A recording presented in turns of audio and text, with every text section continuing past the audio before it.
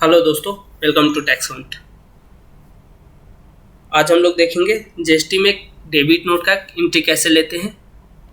मैंने इससे पहले एक क्रेडिट नोट का वीडियो बनाया था, उसमें ही बोला था कि डेबिट नोट और क्रेडिट नोट के बारे में जानेंगे, बट उसमें क्या वीडियो ज़्यादा लंबा हो जाता, तो इसलिए मैंने डेबिट नोट का अलग और क्रेडिट नोट का अलग वीडियो बना रखा है।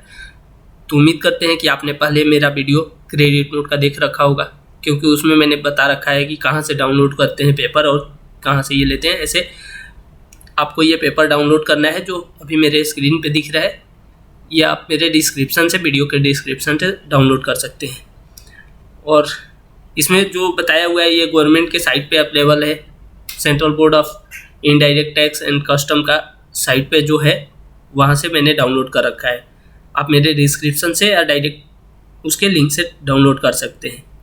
इसमें बताया हुआ है कि कौन रेज कर सकता है डेबिट नोट, क्या कंडीशन हो सकती है, क्यों रेज करना पड़ता है।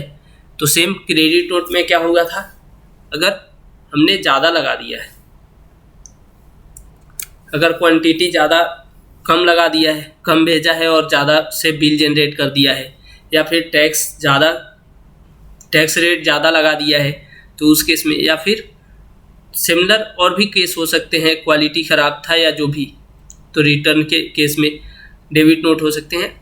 सेम केस यहाँ पे है। यहाँ पे क्या है, वो तो क्रेडिट नोट का हो गया। डेबिट नोट में क्या है, अगर आपने जो टैक्स इनवॉइस रेज किया वो कम से कर दिया, तो उस केस में जैसे आपको लेना है पार्टी से मटेरियल जो सेल किए, पार्टी को मटेरियल जो सेल किए 100 रुपये का, बट उसका एक्चुअल वैल्यू 110 रुपया है, तो उसमें आपने 10 रुपया का कम का कर दिया, तो 10 रुपया का फिर से आपको डेबिट नोट रेज करना पड़ेगा उस इनवॉइस को रेफरेंस में लेते हुए। जैसा कि यहाँ पे बताया भी हुआ है कि क्या केस है। The supplier has erroneously declared a value which is less than actual value of goods और सर्विस और बोथ। मतलब वही है कि अगर जो सप्लायर ने टैक्स इनवॉइस रेज किया वो कम वैल्यू से कर दिया है, उस केस में। दूसरा है the supplier has erroneously declared a lower tax rate। Okay, tax rate कम से लगा दिया, अगर 16% था 12% लगा दिया है, या क्वांटिटी में, और अगर सेम कोई दूसरा सिमिलर रीजन हुआ तो ठीक है। दूसरा इसमें बताया हुआ है कि क्या फॉर्मेट होता है, तो इसमें बोला हुआ है कि कोई फॉर्मेट प्रेस्क्राइब नहीं है, लिखा हुआ कोई फॉर्मेट नहीं है, बट इसमें ये चीज़ लिखा हुआ है कि ये चीज़ होना चाहिए, जैसे नाम, एड्रेस और जीएसटी नंबर होना चाहिए, रिसिपिएंट और सप्लायर, पार्टी और बोथ पार्टी का टैक्स इनवॉइस नंबर होना चाहिए, एड्रेस और नाम होना चाहिए। जो डेबिट नोट नंबर हो वो 16 डिजिट से ज़्यादा नहीं होना चाहिए, अल्फ़ाबेटिकल, न्यूमेरिकल और स्पेशल कैरेक्टर मिला के। एक फाइनेंशियल ईयर में एक ही होना चाहिए, यूनिक होना चाहिए। ऐसा नहीं कि एक फाइनेंशियल ईयर में सेम मतलब same credit note debit note का नंबर दूसरा नहीं हो सकता है, आपको यूनिक, जैसे एक है तो 1 2 3 4 5 6 ऐसे होना चाहिए। ऐसा नहीं कि एक आज इस मंथ में जनरेट कर दिया, अगले मंथ में फिर एक, तो नहीं हो सकता है। उसके बाद किस डेट में इशू हो रहा है, क्या नंबर है, वो होना चाहिए। उस पर सिग्नेचर होना चाहिए।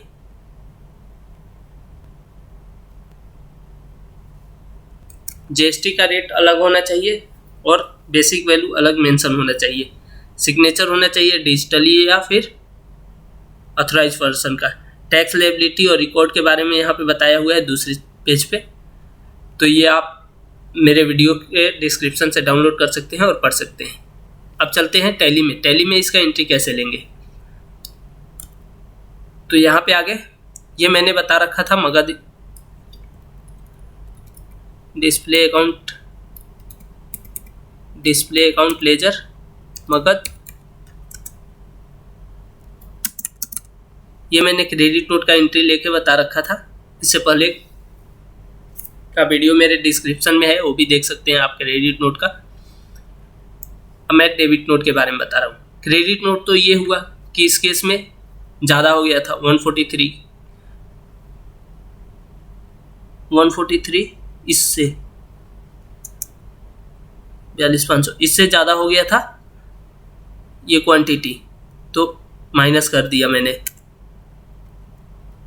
अब क्या हुआ इस केस में, इसमें कम हो गया है। जैसे मान लो इसमें 42,500 का रेट है, जबकि रेट होना चाहिए 43,500 का। तो इस केस के लिए क्या करेंगे, डेबिट नोट रेज करेंगे। तो डेबिट नोट रेज करने के लिए control plus voucher entry V, उसके बाद control plus F9, control plus F9 debit note number 1 है। यहाँ पे ओरिजिनल टैक्स इनवॉइस नंबर, तो जिसके अगेंस्ट में, सॉरी मैंने इसका प्रिंट ले लेना है, जिसके अगेंस्ट में करना है। तो डिस्प्ले अकाउंट लेजर मगध, तो ये मेरे पास डेबिट नोट का टैक्स इनवॉइस हो गया, जिस टैक्स इनवॉइस के अगेंस्ट में डेबिट नोट रेज करना है। इसमें क्या हुआ है कि रेट कम लग गया है, तो इसलिए चलिए डेबिट नोट करते हैं। तो voucher entry control plus F9, control plus F9, यहाँ पे ओरिजिनल टैक्स इनवॉइस नंबर, तो ओरिजिनल टैक्स इनवॉइस का नंबर यहाँ पे ओरिजिनल टैक्स इनवॉइस पे मिलेगा, जो कि है BIS 145/2021, BIS/145/20-21 किस डेट का है, 19 अगस्त 20। यहाँ पे मगध,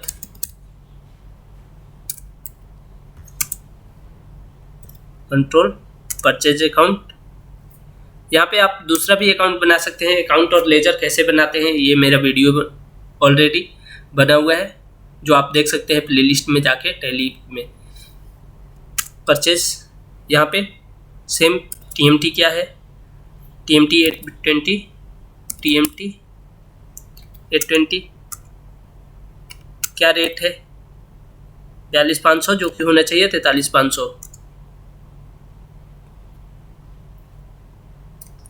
तो यहाँ पे क्या हुआ था, मेरा रेट कम लग गया था, 42,500 का लगा हुआ था, और 42,500 मैं क्वांटिटी और रेट नहीं लिख रहा हूँ, क्योंकि फिर मुझे उस रेट से करना पड़ेगा। मतलब अगर यहाँ पे 10.400 इंटू यहाँ पे 1000 कम गया है,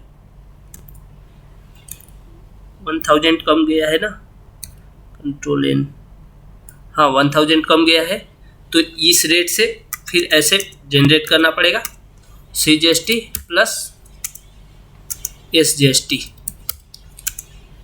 और यहाँ पे रीजन देना पड़ेगा क्यों, तो डिस्काउंट या फिर अदर कर दे रहे हैं। सप्लायर का क्रेडिट नोट और डेबिट नोट का अगर कोई नंबर है तो उसका डिटेल डालेंगे और एक्सेप्ट करा देंगे। ठीक है, ये तो जनरेट हो चुका है, इसका इफेक्ट देख लेते हैं।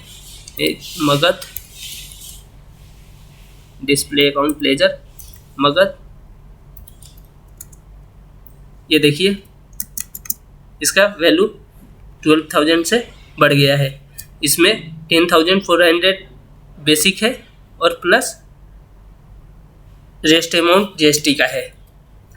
इसका एंट्री हम लोग ऐसे भी ले सकते हैं, जो डिफरेंस अमाउंट है, जैसा कि सेव मैंने क्रेडिट नोट में वो न बताया था, मुझे ध्यान पे नहीं, इसको हटा के और डायरेक्ट यहाँ पे अमाउंट लिख के 10,400 इंटर, और यहाँ पे CGST SGST का अमाउंट लिख के एक्सेप्ट कर देंगे, क्योंकि इसमें लिखा हुआ है क्या है, और डिस्क्रिप्शन में अपने मेंशन कर देंगे।